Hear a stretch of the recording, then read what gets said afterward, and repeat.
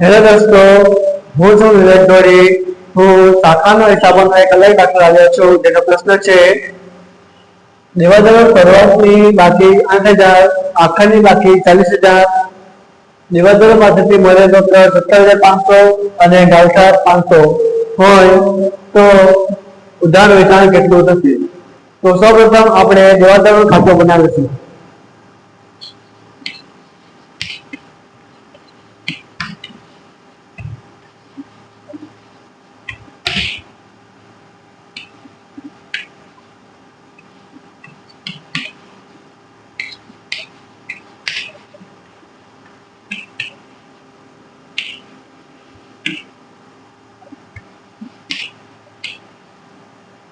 સૌપ્રથમ આપણને દાખલામાં ઉધાર બાકી અને જમા બાકી આપી દીધી છે. શરૂઆતની બાકી છે 8,000 અને આખરની બાકી છે 40,000.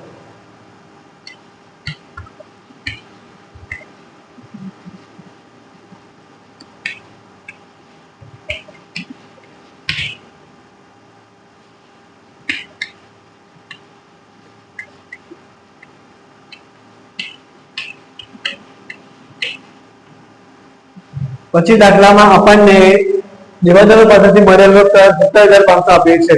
યાદ છે જમા બાજુ.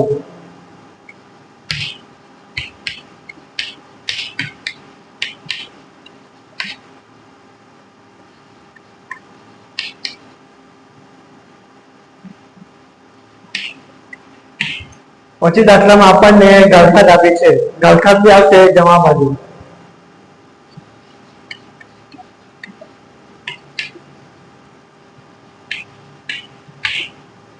હવે બંને તરફ સરવાળો કરીશું.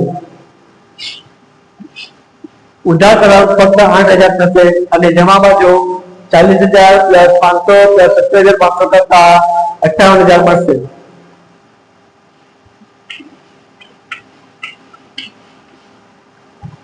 બંને તરફ 58,000 લખતા. હવે દાખલામાં આપણને ઉધાર વેચાણ કેટલું થાય છે તે શોધવાનું છે. ઉધાર વેચાણ આવશે ઉધાર બાજુ.